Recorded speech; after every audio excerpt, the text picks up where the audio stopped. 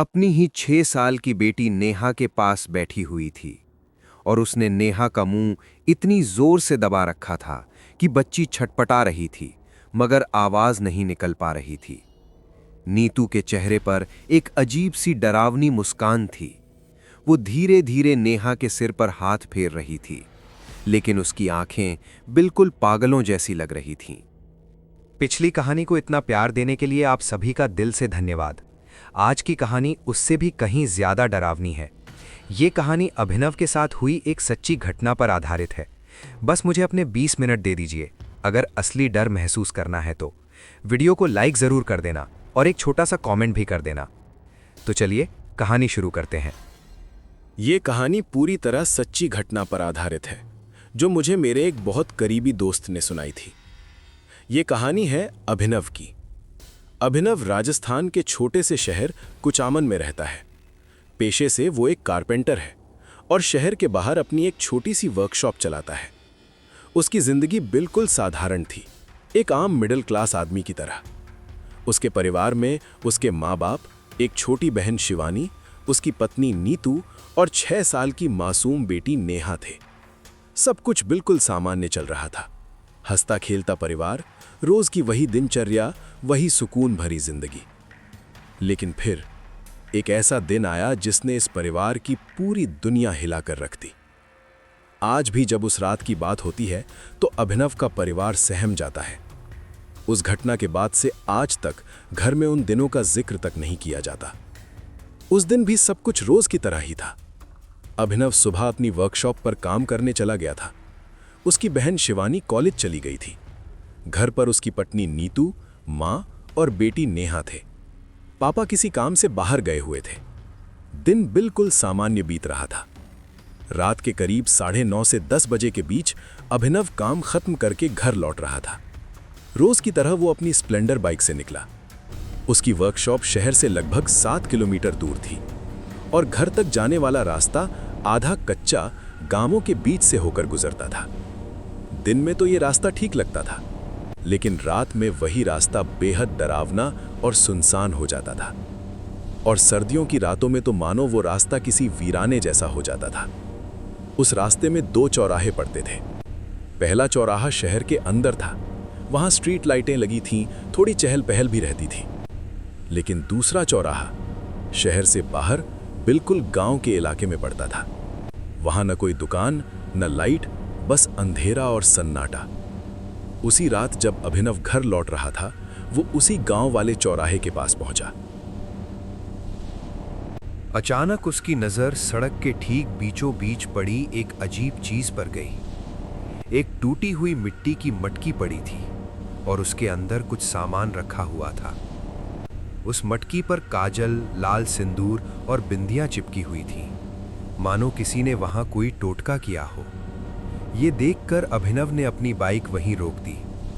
असल में अभिनव ऐसा इंसान था जिसे इन सब बातों, भूत प्रेत, टोटके, जादू टोना पर बिल्कुल भी विश्वास नहीं था। उसे लगा शायद किसी ने बेवजह डर फैलाने के लिए ये सब किया होगा। वो बाइक से उतरा, मटकी के पास गया और पैर से ठोकर मार मार कर उसे सड़क के किनारे कर दिया। उसका इरादा बस इतना था कि कोई और आदमी इसे देखकर डर न जाए। टोटके वाली मटकी को रास्ते से हटाकर अभिनव अपनी बाइक लेकर आगे बढ़ चुका था। रात और भी गहरी हो चुकी थी। चारों तरफ बस सन्नाटा था। कच्चे रास्ते पर बाइक के टायरों की आवाज ही उस वीराने को चीर रही थी। ठंडी हवा और अंधेरा, और दूर दूर तक कोई इंसान नहीं। अभिनव आराम से घर की तरफ बढ़ रहा था। उसे बिल्कुल भी अंदाज़ा नहीं था कि कुछ ही पलों में उसकी ज़िंदगी का सबसे डरावना अनुभव होने वाला है। थोड़ी ही दूर चलने के बाद बाइक की हेडलाइट की रोशनी में उसे एक आकृति दिखाई दी। एक औरत जो उसी कच्चे रास्ते पर अकेली चल रही थी। उसने पूरी तरह गांव वाली पोशाक पहन रखी थी और चेहरे पर घूंघट डाला हुआ था। रात के उस सन्नाटे में इतनी देर से उस वीरान रास्ते पर किसी औरत का अकेले चलना थोड़ा अजीब तो था, लेकिन अभिनव ने इसे सामान्य बात समझा। जैसे ही बाइक की रोशनी उस औरत पर पड़ी, वो वहीं रुक गई।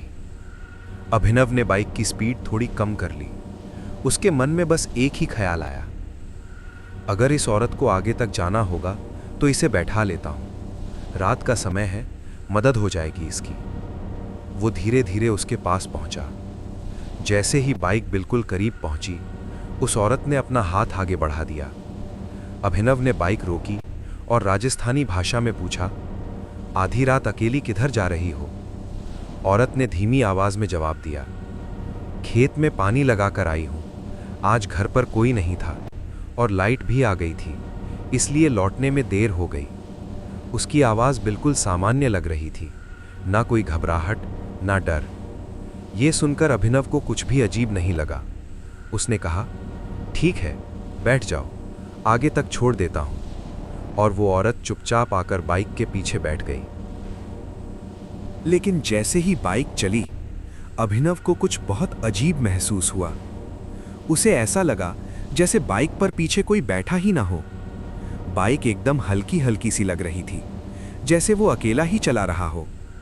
उसने मन ही मन सोचा, शायद बहुत कमजोर औरत होगी, इसलिए ऐसा लग रहा है। रास्ते में अभिनव उससे बातें करने लगा। कहाँ तक जाना है आपको? घर में कौन कौन है? औरत जवाब भी दे रही थी, लेकिन उसकी आवाज बहुत धीमी और भारी सी लग रही थी। फिर भी सब कुछ ऊपर से सामान्य ही लग रहा था। रात का समय था और कच्चे रास्ते पर अंधेरा इतना था कि साइड मिरर में कुछ साफ दिखाई नहीं दे रहा था। कुछ देर बाद बाइक शहर के मुख्य हाईवे पर पहुंच गई। अब वहां स्ट्रीट लाइटें जल रही थीं। हाईवे पर आते ही अभिनव ने फिर पूछा, अब बताओ, कहां तक छोड़ना है आपको? लेकिन इस बार कोई जवाब नहीं आया। उसने 2-3 बार फिर पूछा, कहां जाना है? फिर भी पूरी तरह चुप्पी। अब अभिनव को थोड़ा अजीब लगा। हाईवे की लाइट में इस बार साइड मिरर साफ दिख रहा था। उसने मिरर में पीछे की तरफ देखा और जैसे ही देखा, उसकी आंखें फटी की फटी रह गईं। बाइक के पीछे कोई भी नहीं था, ना कोई औरत ना कोई इंसान। पीछे की सीट बिल्कुल खाली थी। अभिनव के हाथ पैर ठंडे पड़ गए। उसने घबराकर तुरंत बाइक रोक दी। नीचे उतरकर चारों तरफ देखा, लेकिन वहां दूर दूर तक कोई नहीं था। उसका दिमाग सुन्न हो चुका था। अभी अभी तो वो औरत मेरे साथ बैठी थी, फिर अचानक गायब कैसे हो गई? क्या वो गिर गई या उसने उतरने को कहा और मैंने सुना नहीं? डर और उलझन में वो वहीं पास की एक छोटी सी चाय की दुकान पर चला गया। वहां बैठकर एक सिगरेट ली और शांत होने की कोशिश करने लगा। उसके दिमाग में बार बार वही सवाल घूम रहे थे। वो औरत थी कौन? गायब कैसे हो गई? क्या ये मेरा वहम था? कुछ देर सोचने के बाद उसने तय किया, शायद मैं ज्यादा सोच रहा हूं। रात का समय है, थकान है, इसलिए ऐसा लगा होगा। और वो ये सब मन का वहम मानकर वापस बाइक पर बैठा और घर की तरफ निकल पड़ा। लेकिन उसे नहीं पता था कि ये सिर्फ शुरुआत थी। जो कुछ उस रात रास्ते में हुआ था, वो उसकी जिंदगी का सबसे भयानक दौर शुरू होने का पहला इशारा था। रास्ते में हुई उस अजीब घटना को मन का वहम मानकर अभिनव किसी तरह खुद को समझा चुका था। रात के करीब 11 बज चुके थे जब वो घर पहुंचा। पूरा घर सो चुका था, चारों तरफ शांति थी। वो चुपचाप अपने कमरे में गया और पत्नी नीतू को हल्के से जगाया। नीतू ने नींद में ही पूछा, आज इतनी देर क्यों हो गई? अभिनव ने झूठ बोल दिया, वर्कशॉप पर काम ज्यादा था, इसलिए लेट हो गया। नीतू ने उठकर उसके लिए खाना गर्म किया। अभिनव ने चुपचाप खाना खाया, लेकिन उसके दिमाग में बार बार वही तस्वीर घूम रही थी। घूंघट वाली औरत, बाइक पर उसका बैठना और अचानक गायब हो जाना। खाना खाकर वो बिस्तर पर लेट तो गया, लेकिन नींद उसकी आंखों से कोसों दूर थी। कमरे की लाइट बंद थी, बाहर सर्द हवाएं चल रही थीं और दिमाग के अंदर डर का शोर। वो करवटें बदलता रहा, बार बार सोचता, मैंने उससे बात की थी, उसकी आवाज़ सुनी थी, फिर वो गायब कैसे हो गई? क्या ये सच में वहम था या उस टोटके की वजह से कुछ हुआ? रात के करीब 2 बजे जाकर किसी तरह उसकी आंख लगी, लेकिन जैसे ही उसे नींद आई, अचानक उसे बहुत तेज सर्दी लगने लगी। इतनी तेज कि उसका शरीर कांपने लगा। उसकी नींद खुल गई। उसने सोचा शायद ठंड ज्यादा है, इसलिए उठकर अलमारी से एक और कंबल निकाल लाया। कंबल ओढ़कर फिर सोने की कोशिश की, लेकिन पूरी रात न ठीक से नींद आई न दिमाग शांत हुआ। वो रात उसके लिए किसी बुरे सपने जैसी थी। सुबह उठा तो आंखें भारी थीं, सिर दर्द से फटा जा रहा था, लेकिन उस दिन भी उसे काम पर जाना जरूरी था। किसी ग्राहक का शादी का बेड डिलीवर करना था। मन न होते हुए भी वो तैयार हुआ, नाश्ता किया और वर्कशॉप के लिए निकल गया। पूरा दिन उसका मन किसी काम में नहीं लगा। हथौड़ी की हर आवाज के साथ उसे रात वाली घटना याद आ जाती। शाम होते होते उसका मन घबराने लगा, और जैसे ही शाम के करीब 7 बजे वो वर्कशॉप बंद करके घर के लिए निकला, उसके मन में एक अजीब सा डर बैठ चुका था। वही रास्ता, वही सन्नाटा, लेकिन इस बार उसके अंदर हिम्मत कम और डर ज्यादा था। घर से लगभग 100 मीटर पहले अचानक उसकी नज़र अपने घर की तरफ गई, और वहीं उसे कुछ ऐसा दिखा जिसने उसकी धड़कन रोक दी। उसने देखा, कल रात वाली औरत जैसे कपड़े पहने हुए, बिल्कुल वैसा ही घूंघट डाले हुए कोई औरत उसके घर के अंदर जाती हुई दिखाई दी। अभिनव एक पल के लिए वहीं रुक गया। उसका दिमाग सुन्न हो गया। ये वही औरत तो नहीं। वो जल्दी जल्दी घर पहुंचा। अंदर जाकर इधर उधर देखा, लेकिन उसे कोई बाहरी औरत दिखाई नहीं दी। किचन में नीतू और उसकी बहन शिवानी खाना बना रही थीं। अभिनव ने घबराते हुए पूछा, आज घर पर कोई आया था क्या? शिवानी ने कहा, नहीं भैया, आज तो कोई भी नहीं आया। अभिनव ने बात टाल दी। अच्छा, मुझे लगा शायद कोई आया होगा, लेकिन उसके मन में शक और डर और गहरा हो चुका था। रात को सब लोग खाना खाने बैठे, लेकिन खाना खाते वक्त अभिनव को कुछ बहुत अजीब महसूस हुआ। उसे लगा कि नीतू आज कुछ अलग लग रही है। वो खाना ऐसे चबा रही थी जैसे कोई अजीब बेचैनी हो उसके अंदर। चेहरे पर हल्की सी मुस्कान थी, लेकिन आंखों में अजीब सी ठंडक। घर में किसी और ने ये बात नोटिस नहीं की, पर अभिनव के दिल में डर बैठ गया। फिर भी उसने सोचा, शायद मैं ज्यादा सोच रहा हूँ। खाना खाने के बाद वो अपने कमरे में सोने चला गया। इस बार उसे जल्दी नींद आ गई, लेकिन रात के करीब 1 बजे अचानक उसकी नींद खुल गई। उसे ऐसा महसूस हुआ जैसे कोई उसके बिल्कुल पास खड़ा है और उसके चेहरे पर सांस ले रहा है। उसने घबराकर आंखें खोलीं, और जो उसने देखा उससे उसकी रूह कांप उठी। उसकी पत्नी नीतू बिल्कुल उसके सिर के ऊपर बैठी हुई थी और बड़ी बड़ी खुली आंखों से सीधे उसे घूर रही थी। उसका चेहरा इतना डरावना लग रहा था जैसे वो नीतू नहीं कोई और हो। अभिनव एक झटके में उठ बैठा। नीतू, क्या कर रही हो इतनी रात को? लेकिन नीतू ने कोई जवाब नहीं दिया, बस उसे घूरती रही। डर के मारे अभिनव उठकर लाइट ऑन करने गया, और जैसे ही उसने लाइट जलाई, उसने देखा नीतू तो बिस्तर पर आराम से सो रही थी। वो 2 मिनट तक हैरानी से उसे देखता रहा, फिर खुद को समझाया, शायद बुरा सपना रहा होगा। डरते डरते वो फिर से लेट गया। रजाई में मुंह डालकर सोने की कोशिश करने लगा, लेकिन करीब 10 मिनट बाद जब उसने रजाई से मुंह बाहर निकाला, उसकी नज़र सीधा बिस्तर पर गई और उसकी सांसें अटक गईं, क्योंकि बिस्तर पर अब नीतू थी ही नहीं। कमरा बिल्कुल खाली था और घर के अंदर कहीं से भी किसी आहट की आवाज़ नहीं आ रही थी। कमरे में सन्नाटा छाया हुआ था। अभिनव ने जैसे ही रजाई से मुंह बाहर निकाला, उसकी नज़र सीधे बिस्तर पर गई और उसकी धड़कन रुक सी गई। नीतू बिस्तर पर थी ही नहीं। वो घबराकर तुरंत उठ बैठा। इतनी रात को गई कहाँ? उसने कमरे में इधर उधर देखा, पर कहीं कोई नहीं था। अभिनव तेजी से कमरे से बाहर निकला, बाथरूम की तरफ गया।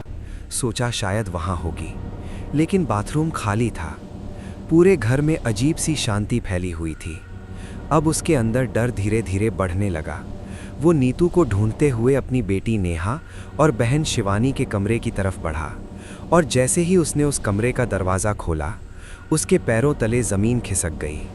कमरे के अंदर जो दृश्य था वो किसी भयानक सपने से कम नहीं था। नीतू अपनी ही 6 साल की बेटी नेहा के पास बैठी हुई थी और उसने नेहा का मुंह इतनी जोर से दबा रखा था कि बच्ची छटपटा रही थी, मगर आवाज नहीं निकल पा रही थी। नीतू के चेहरे पर एक अजीब सी डरावनी मुस्कान थी। वो धीरे धीरे नेहा के सिर पर हाथ फेर रही थी, लेकिन उसकी आंखें बिल्कुल पागलों जैसी लग रही थीं। अभिनव ये सब देखकर सन्न रह गया। फिर अचानक उसने जोर से चिल्लाकर कहा, नीतू, ये क्या कर रही हो? छोड़ो उसे। शोर सुनकर माँ पापा भी भागते हुए कमरे में आए। सबने देखा कि नीतू ने नेहा को कसकर पकड़ा हुआ है और किसी पागल इंसान की तरह हंस रही है। अभिनव आगे बढ़कर नेहा को छुड़ाने की कोशिश करने लगा, लेकिन उसी पल नीतू ने उसे जोर का धक्का दिया और कमरे से बाहर की तरफ भाग गई। घर में हड़कंप मच चुका था। नेहा डर के मारे रोए जा रही थी। शिवानी उसे संभालने लगी और अभिनव अपने माँ पापा के साथ नीतू के पीछे पीछे बाहर की तरफ भागा। लेकिन जैसे ही वो बाहर पहुंचे, नीतू कहीं दिखाई नहीं दे रही थी। पूरा घर छान मारा, आंगन, कमरे, गली, हर जगह देखा, पर वो गायब थी। तभी अचानक शिवानी की नज़र ऊपर छत की तरफ गई और जो उसने देखा उसे देखकर उसकी रूह कांप उठी। हल्की सी रोशनी में छत की दीवार पर ठीक किनारे पर नीतू बैठी हुई थी, बिल्कुल चुप, उन सब की तरफ घूरती हुई। शिवानी जोर से चीखी, भाभी छत पर है।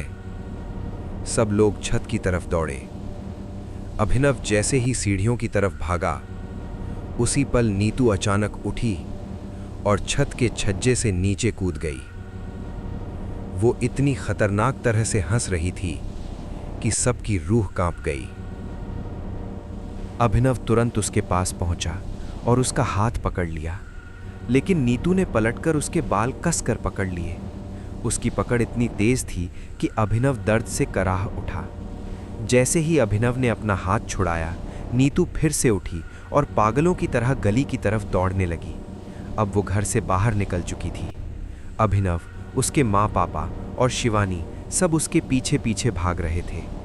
रात का सन्नाटा, सुनसान गलियां और आगे आगे भागती हुई नीतू। वो भागते भागते गांव के बाहर बने शमशान घाट की तरफ बढ़ने लगी। अभिनव ये देखकर और ज्यादा डर गया, लेकिन फिर भी उसने हिम्मत नहीं हारी और उसके पीछे दौड़ता रहा। कुछ ही देर में नीतू शमशान के पास बनी टूटी हुई बाउंड्री के पास पहुंची और एक छलांग लगाकर अंदर कूद गई। अभिनव भी उसके पीछे पीछे भागा। जैसे ही वो बाउंड्री कूद रहा था, वहीं पड़े एक पत्थर से उसका हाथ कट गया। खून बहने लगा, लेकिन उसे इसकी परवाह तक नहीं थी। शमशान के अंदर हल्की सी रोशनी थी। अभिनव अपने फोन की टॉर्च जलाकर नीतू को आवाज देता हुआ इधर उधर ढूंढने लगा। तभी अचानक उसने पीछे मुड़कर देखा और जो दृश्य सामने था वो उसकी जिंदगी का सबसे डरावना पल बन गया। टूटी हुई बाउंड्री के पास नीतू खड़ी थी और वो दीवार को इस तरह चाट रही थी जैसे कोई जानवर खून चाटता हो। दरअसल जहां से अभिनव कूदा था वहीं उसका खून गिरा था और नीतू वही खून दीवार से चाट रही थी। ये देखकर अभिनव के पैरों से जान निकल गई। उसी वक्त उसके पापा भी वहां पहुंच गए और उन्होंने दौड़कर नीतू के दोनों हाथ पकड़ लिए, लेकिन वो पागलों की तरह छटपटा रही थी, जोर जोर से चीख रही थी, मानो उसके अंदर कोई और ही ताकत आ गई हो। तभी अभिनव के पापा ने घबरा कर कहा, जल्दी जा, मंदिर से हरिदास जी महाराज को बुला कर ला। अभिनव भागकर पास के मंदिर से महाराज को लेकर आया। महाराज ने मंत्र पढ़कर पानी छीटा और लोहे के चिमटे से झाड़ फूंक की। कुछ ही देर में नीतू बेहोश हो गई। महाराज ने कहा, इसे मंदिर ले चलो और सुबह तक यहीं रखो। सुबह हवन किया गया, परिवार को तावीज़ और भभूत दी गई और 21 दिन तक पूजा के नियम बताए गए। उसके बाद नीतू पूरी तरह ठीक हो गई और उस घटना के बाद आज तक उनके साथ ऐसा दोबारा कभी नहीं हुआ।